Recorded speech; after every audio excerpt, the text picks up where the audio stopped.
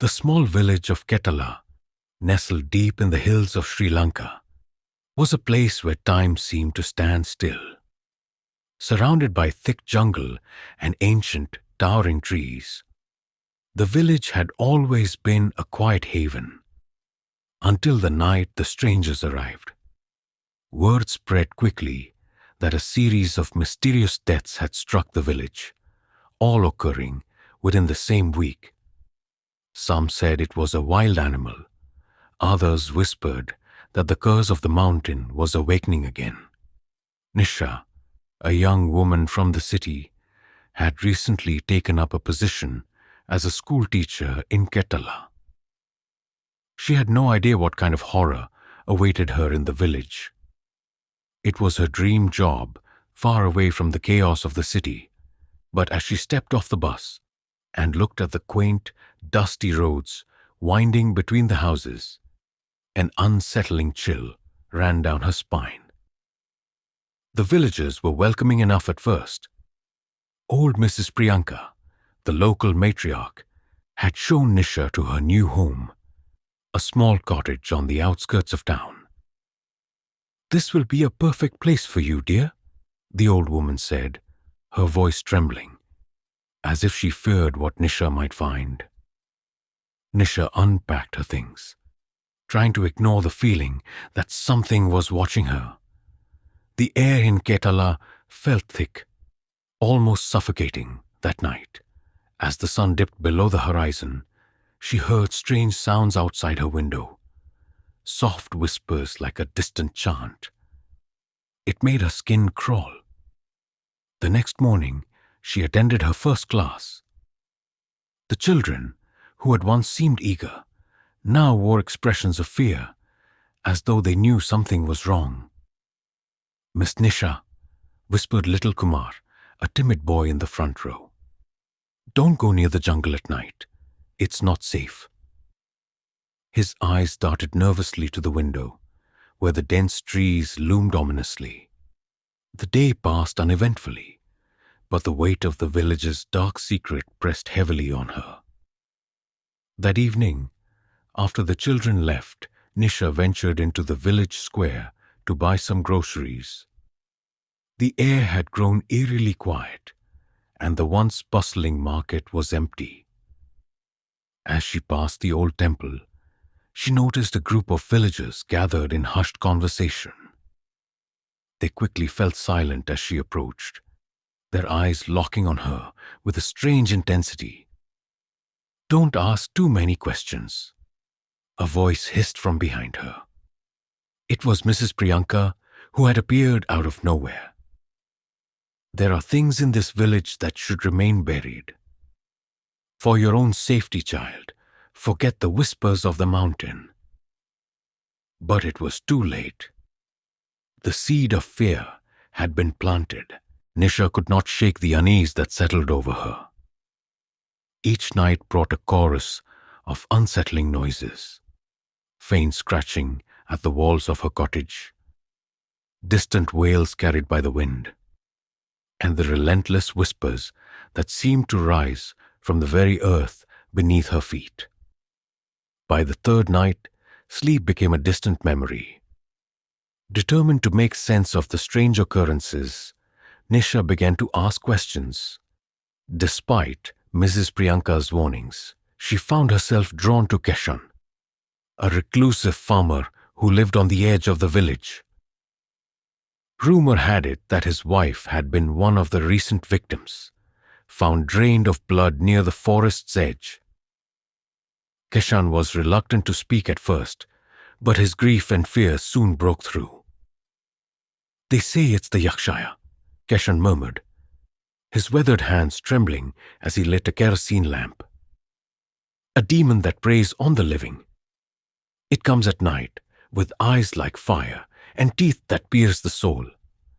My wife, she said she felt it watching her days before it came." Nisha listened intently, her pulse quickening. She had heard of Yakshayas in folklore, but she had never believed in such tales. Yet the sincerity in Kashan's voice and the despair in his eyes unsettled her. Why doesn't anyone do anything? She asked. Why not call the police or a priest? Keshan laughed bitterly. The police? They wouldn't believe us. And the priests? They've tried. But the Yakshaya cannot be banished by prayers alone. It feeds on our fear, our secrets. Later that night, unable to resist the pull of curiosity, Nisha decided to explore the forest. Armed with a flashlight and a strong resolve, she ventured into the dense jungle. The trees loomed like sentinels, their twisted branches clawing at the sky. The air grew colder with every step, and the ground seemed to pulse beneath her feet. Halfway through the trek, she stumbled upon something chilling. A circle of animal bones arranged meticulously in the dirt. The bones were brittle, gnawed to splinters, and glistened faintly under the moonlight. At the center of the circle lay a small blood-stained talisman. She picked it up cautiously, feeling a strange warmth radiate from it. Just as she turned to leave, she heard it. A low, guttural growl, unlike anything she had ever encountered. The shadows seemed to shift, and two glowing red eyes appeared between the trees. Frozen in terror, Nisha stood her ground as the creature emerged. It was humanoid, yet monstrous. Its elongated limbs and razor-sharp teeth bared in a sinister grin. The Yakshaya lunged, but before it could reach her, the talisman in her hand grew blindingly hot, emitting a burst of light that sent the demon retreating into the shadows. Shaken and breathless, Nisha fled back to her cottage, clutching the talisman tightly. That night, as she sat trembling by the fireplace, she realized two things. The Yakshaya was real, and she had unwittingly become a part of the village's nightmare. The talisman weighed heavily in Nisha's palm, its once warm surface now icy cold. She couldn't sleep. Every creak of the floorboards, every rustle of leaves outside her window sent her heart racing. Her mind spun with questions. What was this artifact? Why had it repelled the Yakshaya? And most importantly, why had the demon targeted her?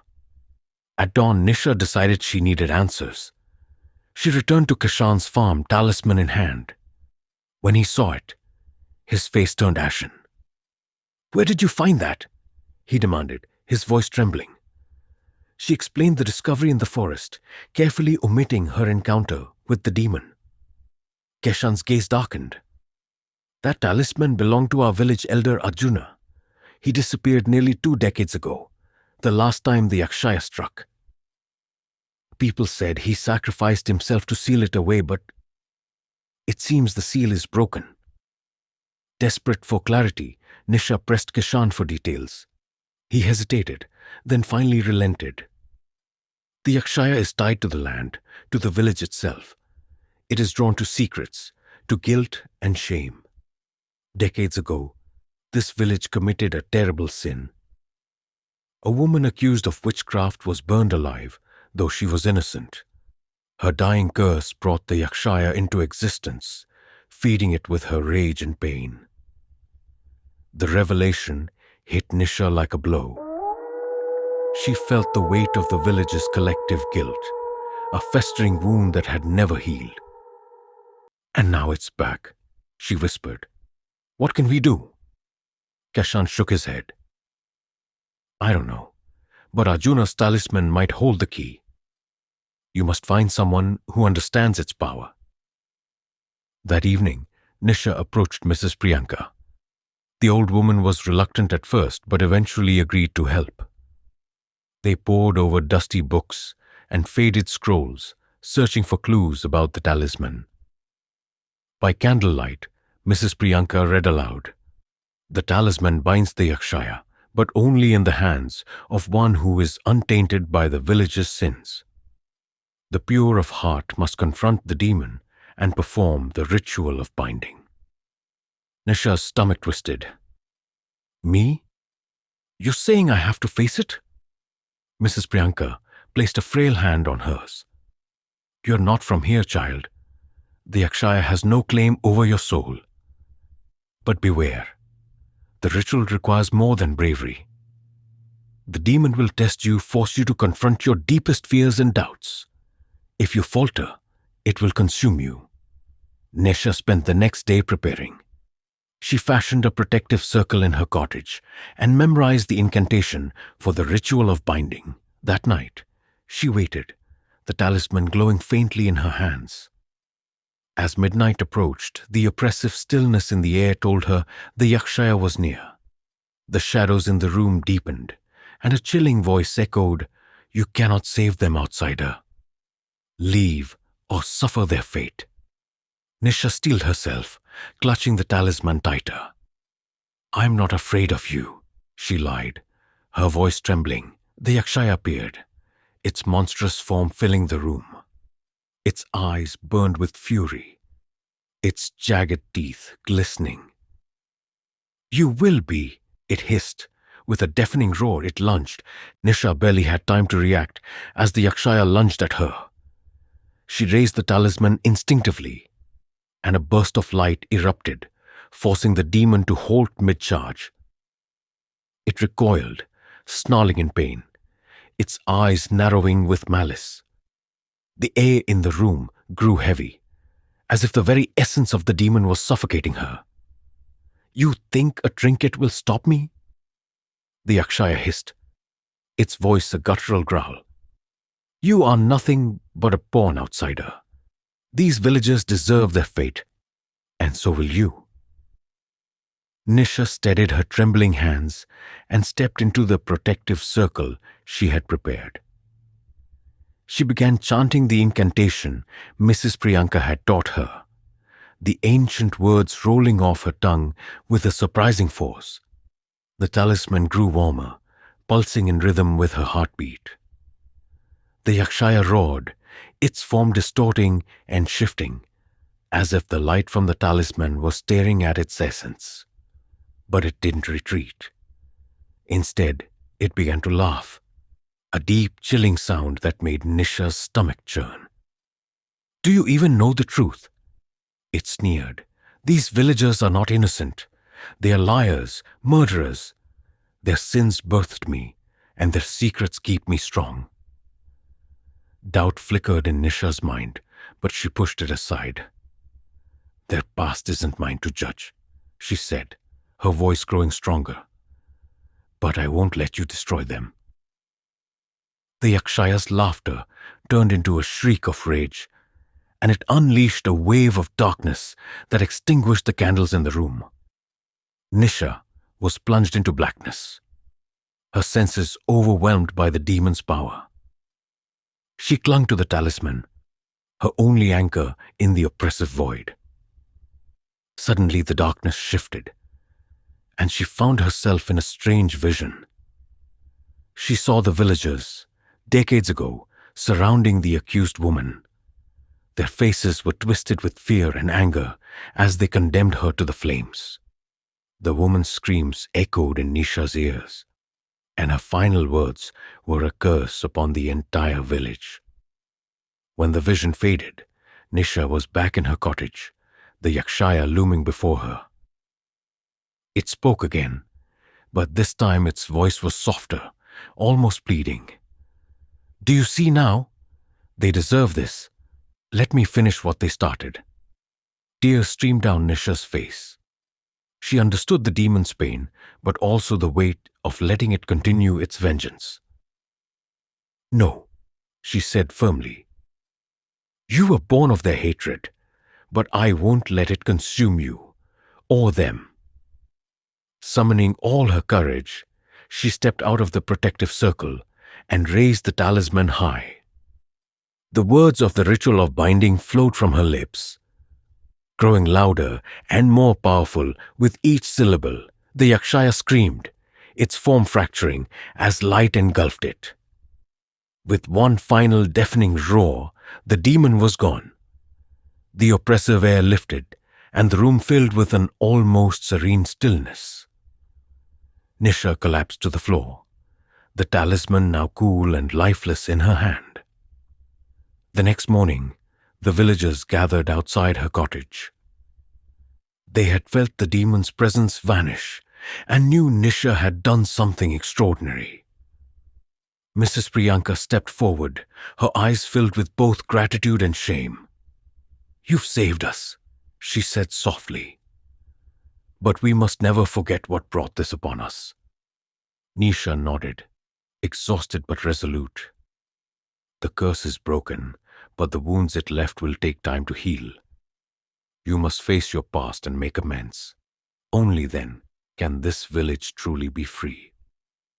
As the villagers began to rebuild their lives, Nisha knew her time in Ketala had come to an end.